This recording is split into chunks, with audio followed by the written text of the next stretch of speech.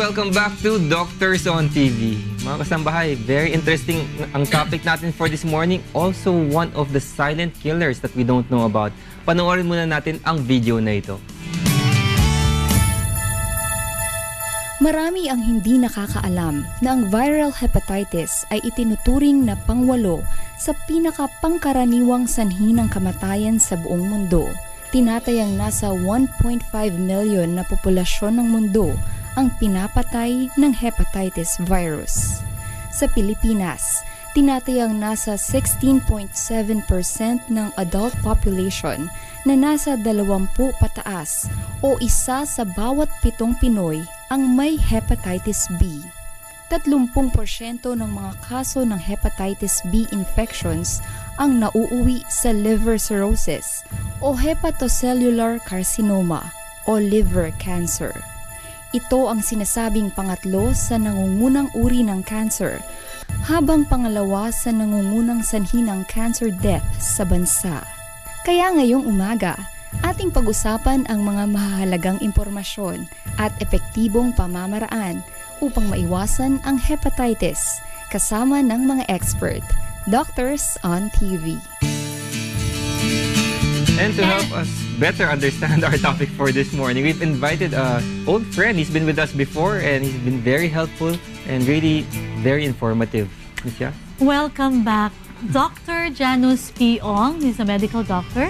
He had his fellowship in hepatology at the National Institute of Health in Bethesda, Maryland. Also past physician and staff in pathology at the Innova Fairfax Hospital in Virginia, USA. Also clinical associate professor of the UP College of Medicine and also an associate director of the Center for Liver Disease Management and Transplantation at the Medical City.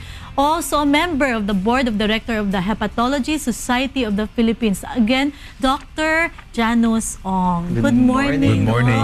Good morning. Welcome Good back. to be back. Soon, very soon, actually, in less than a month. Yes. Basta naman. Very recent Yeah, lang, no? So we're just very fresh. recent. Dati we talked about liver cancer. Liver cancer. And now we talk about one of the causes or potential causes of liver cancer. Hepatitis naman tayo. Yeah, I was just wondering. Kasi nung kabataan natin, naisip natin yung hepa A lang at nakukuha ito sa pagkain. Okay. Ngayon, totoo ba, Doc, na yung hepa hanggang G na? Totoo ba yun? Well, yes. Actually, may napangalanan up to G. But ang important viruses na hepatitis ay from A to E. A to E. Yes. Okay. Wow. And yung hepatitis A na nasabi mo, foodborne siya, kagaya ng hepatitis E. So A and E, foodborne. Pero The yung rest? hepatitis B, D, and C are all bloodborne infections. Or could that be sexually transmitted? Or body fluids. Body Yes, you're fluids. right. So when you say foodborne, you get it from taking in food lang. Oo, contaminated food. So you yung become you have hepatitis na. Oo, so ang food yung merong virus, tapos dun mo nakukuha. Yun namang iba, hindi siya nakukuha sa pagkain, kundi sa blood or body fluids naman. Okay. Very kwan kasi, no, Doc JM? Just a quick announcement. In case you want to ask questions, you may text us at 0908-814-3983. Please don't call the cell phone so that the other text messages can come in. Again, 0908-814-3983 for text messages. So, Doc, anong consequences of hepatitis? So, we're talking about viral hepatitis muna, no? So, the different viruses that can cause hepatitis. Ano bang consequences? Pare-pareho bang effect ng hepatitis A, B, or the other hepatitis? So yung hepatitis, kaya itong mga viruses ang tawag sa kanila hepatitis kasi meron silang parang mahilig sila sa atay. So may propensity to affect the liver. At yung effect nila sa liver ay yun pong tinatawag na inflammation or pamamaga. Yun yung hepatitis. So meron pong, dun sa 5 viruses na yun, meron pong acute, meron din pong chronic. Alright. So yung acute, yun po yung bagong sapit lang, yung virus, kakakuha mo lang, yun yung acute infection. Yung chronic naman, yun po yung parang nagsistay sa katawan mo after the acute infection, tapos hindi mo na natatanggal, hindi na nawawala. Okay. So ang mga viruses po na merong acute infection, lahat A to E, Pero yung merong chronic infection, yung B, C, and D lang. Okay. Yung mga bloodborne And infection. B, these are the C, ones, and D. these are the ones that have the Bloodborne. propensity to cause Chronic long-term infection. later Yes. leading into cirrhosis Yes. and liver cancer. Yung other two, A and E, meron ka lang acute infection, tapos nawawala na siya. And then you become immune to the infection. Doc, let me just clarify this acute infection. Yung acute infection ba, ito yung nakikitaan mo ng symptom like paninilaw?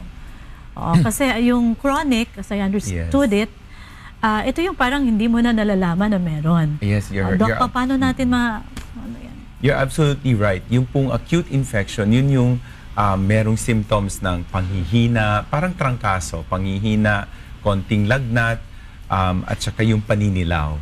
Yung walang gana at nasusuka. So parang it's a bad case of flu. Yung chronic naman, kadalasan, yun yung silent. Nandyan yung infection, hindi mo malalaman until i-test mo yung pasyente or tao. Tapos nakikita na lang later on kapag may cirrhosis o liver cancer na yung affected person. Sabi nga ni Dr. JM earlier, this is a silent killer. Yes, one of the silent killers, no? Something Silent like killer. hypertension or diabetes na wala ka naman naramdaman, but in the long term, nagkakaroon ng complications naman. Yes. Yeah. Bakit ito ay silent killer, no? Ang chronic ba, simula dun sa tinatawag natin na acute, tapos nagiging chronic, asymptomatic siya.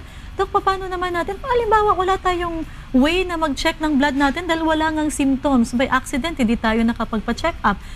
Anong danger nito? Dahil nga, yung kadalasan, aksidente lang yung pagkakuha natin.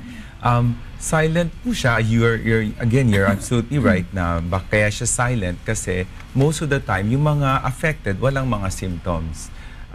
Until meron na sila nung liver cirrhosis o yung liver cancer. Ano po ito? Ano yung mga preliminary symptoms? Nung Symptoms ng cirrhosis or liver cancer. Actually, kung early cirrhosis or early liver cancer, wala ring symptoms. Kaya ang importante is to have oneself tested, no? So, I'll start with hepatitis C kasi simple yon.